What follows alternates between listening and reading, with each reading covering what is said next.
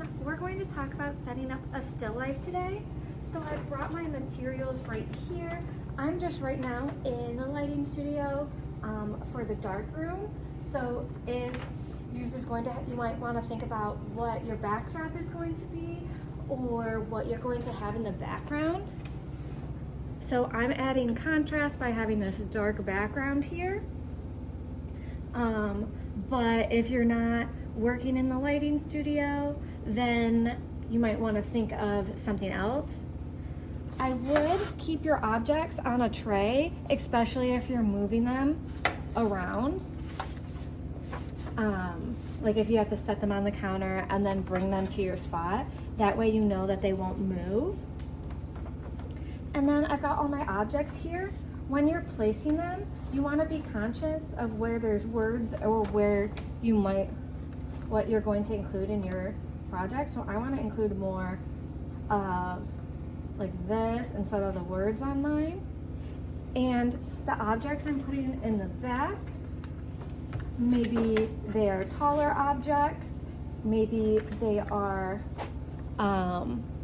more solid colors, or maybe if this is a still life self-portrait, you're putting ones that represent you less, more in the background, because there's going to be other things kind of like overlapping it. So I paint and draw a bit more than I do darkroom photography, even though I really love it. So that's why I'm putting my camera a little bit further back. I use my water bottle all the time, but I'm not so sure, like, so I'm having it further back because I feel like the paints represent me more. I'm gonna include some sunglasses because I love to travel, and when I travel, I am usually wearing some sort of sunglasses. I'm including this lip gloss here because I really like the container, and I carry it around with me.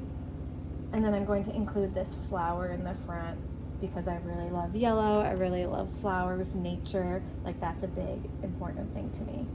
So I'm really being conscious of where everything I'm setting them down. I'm thinking about the composition. So mine is more long this way, so I might end up drawing mine more a landscape instead of a portrait. But I'm really thinking about where I'm placing them, how I'm putting them, looking at the lighting, like those highlights on there. I might also want to think about what kind of light I want on my objects. Do I want more of a dramatic lighting from the side? Maybe I want a softer lighting in the front, but maybe I want to include some of those shadows there.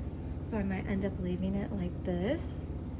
And then really zooming in so it's just on those objects.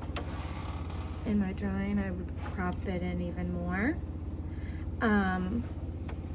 But that's how you think of your still life, really thinking of the composition, the lighting, the background, the objects,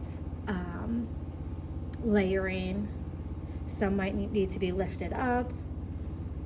But yeah, that's how you set up a still life.